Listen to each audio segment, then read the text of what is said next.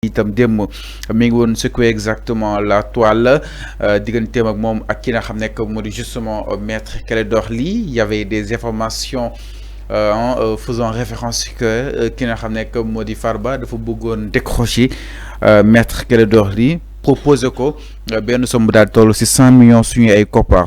Donc nag à la dernière minute les avocats de Mouhamadou Ngom Farba di Farba ñoom ñoo daal di démentir yooyu de li nga xam ne moo di justement information jàpp ni musuñoo contacter ki nga xam ne moo di justement maître Clédor. Donc dans une déclaration les avocats jugent ces accusations comme étant grotesques et totalement fausses, dénonçant ce qu'ils perçoivent comme une nouvelle tentative de porter atteinte à la réputation de leurs clients, une énième manipulation pour salir la réputation de monsieur Farba Ngom auprès d'une certaine opinion publique. Le collectif de Farba Ngom n'a jamais été en relation avec monsieur Maître Clédor Ly, précisant qu'il ne connaît ni l'emplacement du cabinet ni les informations de contact téléphonique exactement. Alors naka na daal di jàngatee coow li est-ce que ñu bëri jàpp nañ est-ce que li jëloon na communiqué jógee si li nga xam ne moo di les avocats justement de Farba Ngom, mais aussi démenti bi Maître Clédor def na ko que ni musu koo yëg concrètement. Oui, comme aussi, moi je vois que peut-être lolu jarul information. Parce que jarul démenti, jarul information. Parce que je vois que ni peut-être d'où information. Non, d'où information. Parce que Farba, c'est normal mu soxla avocat. Avocat, c'est normal mu soxla client. Donc lolu liggéey la. Avocat métier la, liggéey la. Client bu amé xaliss bi ngay jëlé avocat nga dem jël avocat. Donc lolu c'est pas une information. Il faut que les gens arrêtent aussi de manipuler les gens. Moi, j'y vois une thèse de manipulation. Franchement, je vois une manipulation. Parce que quand il dit que oui, Farba a consulté l'éminent avocat Maître Clédor Ly pour parrainer ça pour dire une enveloppe de 100 millions et quelques. Mais quand tu donnes cette information-là, c'est quoi le but recherché? Je pose la question. Le gars qui a diffusé cette information-là, c'est quoi le but recherché? Qu'est-ce qui est derrière cette information-là? Parce que parfois, on nous dit que l'information, ce n'est pas l'information qu'on donne. Voilà. L'information, ce n'est pas l'information qu'on donne. Mais ce qui est derrière l'information, c'est ce que tu as dit là. Moi, tu m'as dit, c'est quoi le but recherché? De dire que oui, Farba a sollicité l'avocat Clédor Ly pour Mounio défendre quoi. Hana, Farba, tu l'as sollicité? Le dossier Farba, depuis quand il a commencé? Et pourquoi il n'a pas sollicité Maître Clédor Ly? On nous donne cette information, on nous balance cette information comme quoi que Farba Ngom a voulu, il a sollicité l'avocat Maître Clédor Ly, parrain pour faire 100 millions et quelques. Donc, qui a information, Bob? Moi, je manipulateur. Et qu'est-ce qu'il veut dans cette information? Je crois que Mom Gawahni, Amana, Ninyani Fate Farba. Farba, il faut que nous créions polémique bobu. Donc mon du trafiquant. Voilà, exactement. C'est ce que j'ai dit. C'est ça la manipulation. Ça dit que Farba politicien là, te politicien mënul tog longtemps tant sans ñu baña wax ci mom. Da koy fay. Day melni ku fay. Donc il faut parfois ñi poser une polémique autour de lui, que ça soit mu bax wala mu bon. Lolu moy dundal un politicien. Lolu moy dundal un politique. Ablaye Wade l'a dit, je crois qu'il ben jotay. Ablaye Wade néna politicien bo bëggé exister, fexal ba chaque jour presse bu ko yé mu am lu muy bind ci yow. Donc je crois que c'est la stratégie adoptée par le camp de Farba. Tout simplement. C'est une stratégie pour que la presse tay mu wax ci Farba. Def communiquer. Voilà, def communiquer. C'est une stratégie. C'est un jeu. Un jeu lañuy def. Donc moi je ne trouve pas opportun cette information. Je ne vois pas que c'est une information que nous devons partager avec les Sénégalais. Non. Donc, si il y a un autre dossier qui concerne Farba, il faut le dire. Si Farba veut acheter des avocats, il le fait sans donner l'information là. Donc, ce n'est pas une information quand même.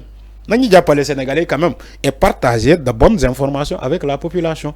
Mais quand on dit, oui, un avocat, on veut l'acheter à 100 millions, non, ce n'est pas une information. Je crois même Farba, ça ne l'arrange pas. Tu es cité dans des scandales à coups de milliards. Tu fais un rassemblement à Fouta te rassemblement bobu ñu ñuy tudd ci ay 1 milliard lolu ciow bobu jeexagul on nous dit encore Farba qui veut acheter un avocat à 100 millions 100 et quelques millions donc ce qui veut dire que Farba luñ ko doon tuumal c'est comme si ñaawalaate la bu ñuy ñaawal askan wi waaw xaalis lañ ko topé légui dinañ leen won ni que waji amna xaalis d'abord les événements de Ourossogui Matam ensuite on nous dit que il veut acheter un avocat à 100 millions et quelques donc c'est pas sérieux c'est pas sérieux du tout donc je vois cette information comme une information malsaine et non fondée c'est pas sérieux donc on doit avoir ce sérieux-là envers la population. Quand ils donnent une bonne information, quand ils partagent des informations avec la population, il faut savoir que la population ils ont droit à l'information. Donc n'importe quelle information non c'est pas sérieux. Mais le problème vu que ni Farba amna avocat yu deug ñu né jël na avocat yu mag ay avocat yo xamni kenn dootu len natable si seeni li nga xamné que mo seen liggéey concrètement donc le problème bi ba ñu waral ñu né avocat yoy peut-être doyul. Non micro bi xam nga loolaa la wax moo tax ma ne la man je vois que c'est il y a une manipulation parce que avocat Farba ba mu commencé dossier bi mais il a une pool d'avocats ay avocats yu xarañ donc le problème ba ñuy gesticuler si yenn avocat que de leen non ils veulent dafa doxul wala non ils veulent raviver la flamme c'est-à-dire que ils veulent le nom de Farba qui revient avec insistance au niveau de la presse loolaa la wax ni l'information c'est pas l'information qu'on te donne mais ce qui se trouve derrière l'information je crois que loolu moo am sens mooy maanaam quand on dit il veut se payer un avocat te avocat bi kan la maître Ciré Clédor Ly kan mooy maître Ciré Clédor Ly avocat Sonko non balaa avocat Sonko avocat international voilà merci loolu moo ma intéressé avocat de dimension internationale boo xamante ne fépp foo tudd maître Ciré Clédor Ly gars yi les gens vont dire attention c'est du sérieux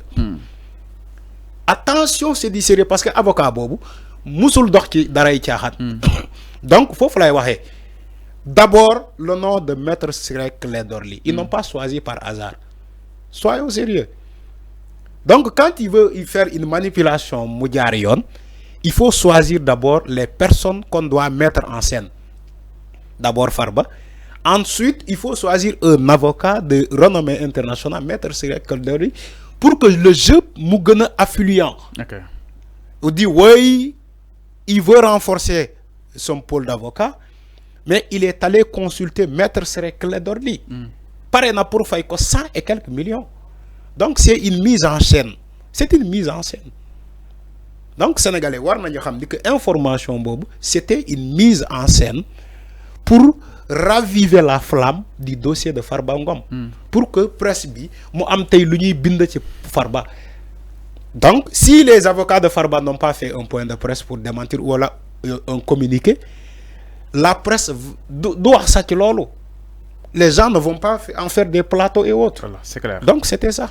Minon exactement miiru li nga xamné que modi justement Farba Ngom mom Farba sax waxna réagir na exactement japp na ni nak lolu musta am c'est une manipulation à son égard ce que ñi jappé ni peut-être est-ce que jóge aussi quand pour daal di koy wara mëna raviver indiwaat li nga xamné que modi flamme bi ñi japp na ni que ni ñom Farba japp nañ que ni lolu c'est une manipulation waaye yorul ay millions yu muy jox kenn exactement mi ngi noonu par rapport ak li nga xamné que modi miiru Farba ak ki nga xamné que modi justement maître Clédor Ly par rapport ak leer yi nga xamni itam ni ko si allant dans ce sens ndaa di ñëw si benen point sans plus tarder alors Atma dañuy ñëw si le projet